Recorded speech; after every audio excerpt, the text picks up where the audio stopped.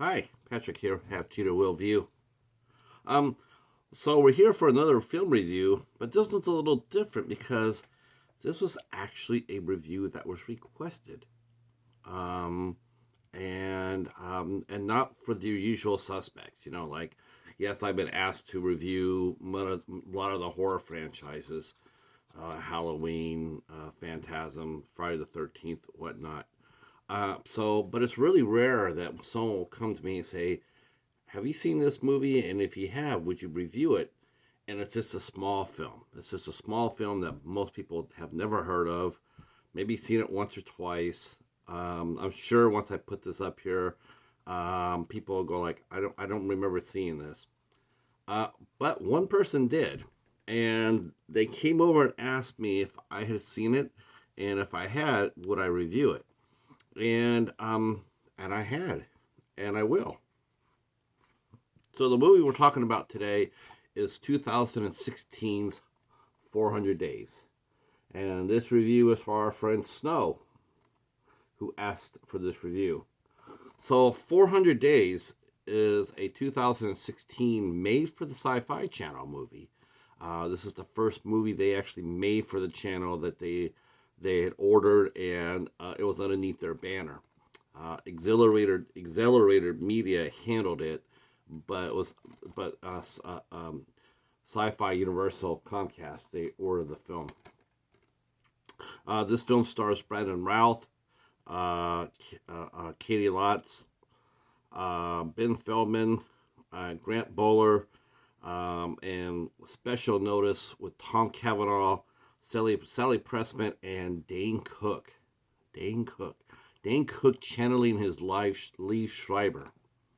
Uh, so basically, what this movie is, this is sort of like a, it's a little bit like the Twilight Zone, the Twilight Zone story, the very first episode of the series, which starred Eric Holloway, and the very first episode was "Where is everybody?" And what it was he was an astronaut, and he was he was put into a situation where he was alone, and he had to deal with being alone with absolutely nobody around him. And I think he lasted less than an hour before he went mad. Um, for this one, it's the same thing. It's the same premise.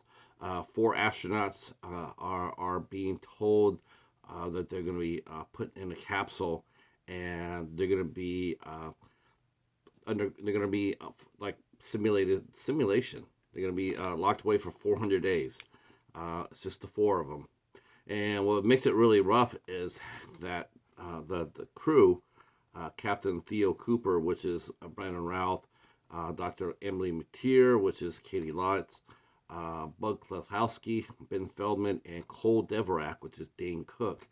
They're all astronauts, but what's really unique about it is that Emily and Theo had a relationship up to 2 weeks before they were put into the capsule. They were told, they couldn't have the relationship. So, whilst that sent Cooper on a spiral, the director of the company wanted it that way so they could have a more realistic expectations of what to expect. So they get into their capsule and they start doing different experiments. They have to grow their own food.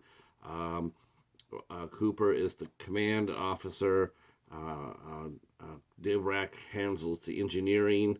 Bug handles the food.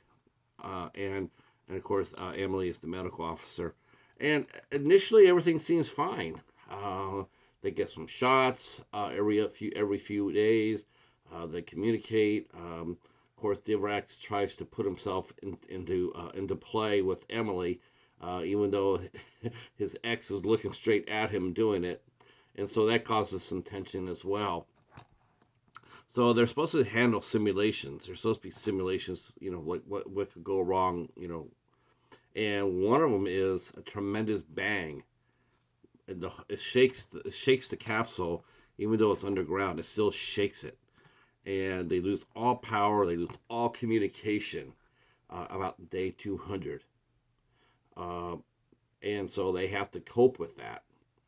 And so as they're coping with it, the days go by, and pretty soon, lo and behold, they find a man has come inside their capsule. He's broken inside the capsule and gotten underground through a air conditioning duct. And so they capture him, and he looks absolutely terrible. He looks like he's been in a war. Um, and so of course now the four have to decide what they're going to do next.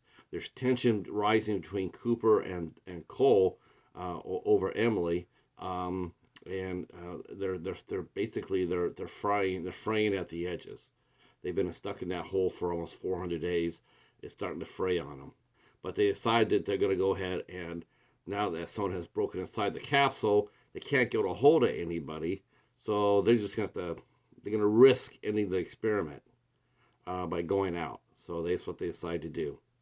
But when they get out, whereas they have been buried into a very beautiful setting, they come out and it's dark and it's dusty, and um, and when Bugs does an analysis of the soil, he finds material that's only found on the moon.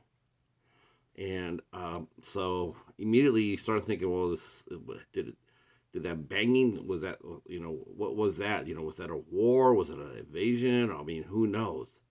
Well, they go ahead and the four go ahead and they suit up, and because it's cold outside, and they start walking to this little town called Tranquility, and in it they meet a small group of people led by Zell, played by a very, very menacing Tom Cavanaugh. Man, who would ever have thought that guy could be so sinister? But between this movie and The Flash, man, you can't look at him the same way. He's really, he plays a really, really good creepy guy. I've always seen him always in good guy parts, but he is so good as a villain. Wow.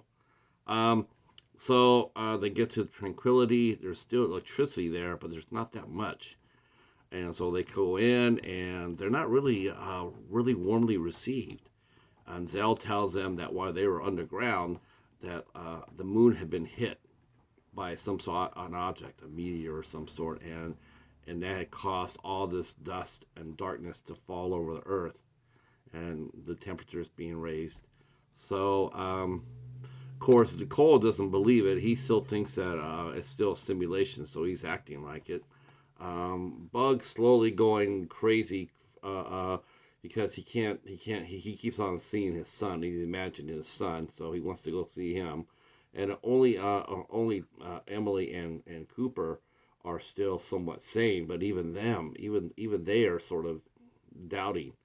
Um, well, things happen, and the party gets separated. Cole Ghost chases a girl. He disappears. Um, and Bugs runs across Zell in a hallway, but we don't really find out what happens to him. Though it's implied that the people in that little bar that Zell runs, that they're cannibals. It's implied that. Um, and but after Cooper gets stabbed, he and Emily decide to go back after resting up and Emily treating Cooper.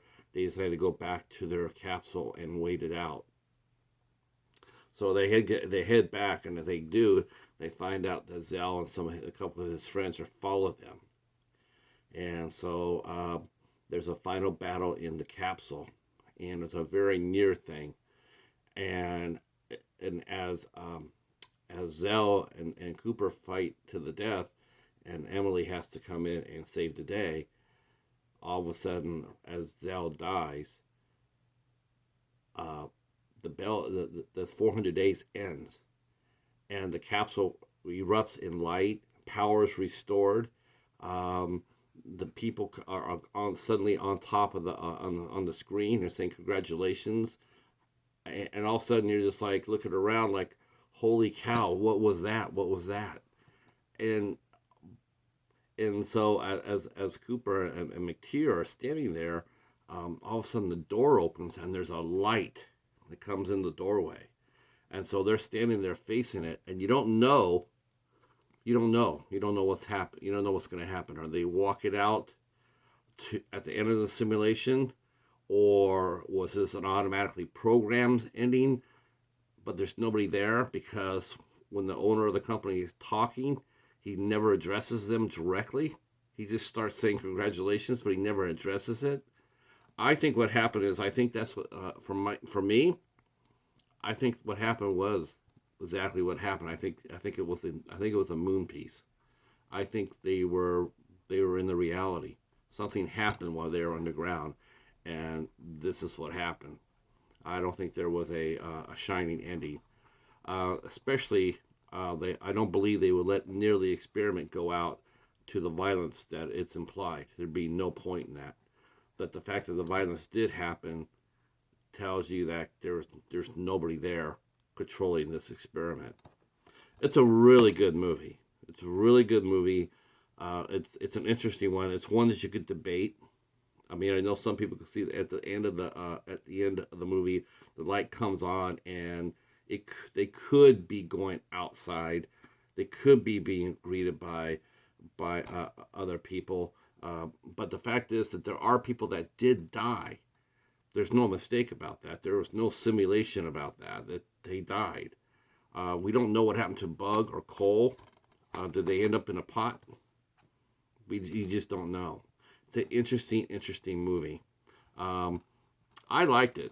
I liked it a lot. I thought it was well done.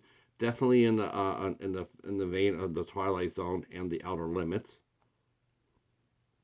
In fact, there is an episode of the Outer Limits that sort of reminded me of this. 400 Days. There's a group of soldiers, and they're all underground. And once every 24 hours, they have to hit a button. They have to hit a button to maintain the peace. That if they don't press the button, it'll cause a thermonuclear reaction. So every day they have to go up there and they have to hit the button to maintain it. And until because they're worried about a war, and so they're actually warring with aliens.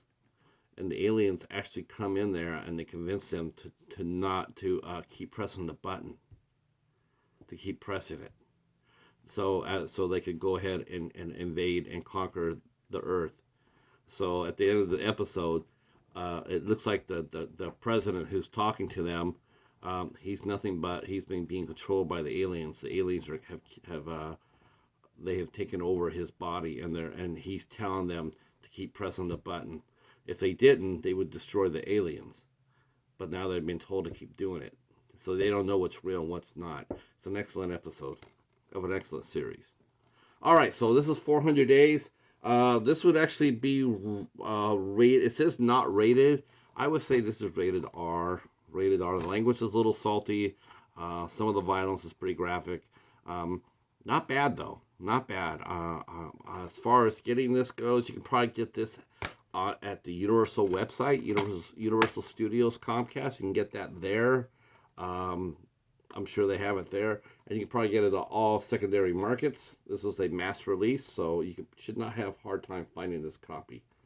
All right. Well, thanks for watching, and yeah, and Snow. I hope you enjoyed the review. Hopefully, maybe we'll get one back from you. All right, that's it for us. I'll be back tonight at 8 o'clock, Wednesday, 8 o'clock, as we talk to our good friend Lazy Cheetah, and hope to see you there. Thanks for watching, and we'll talk to you soon. Hit the like button and drop a comment. Peace.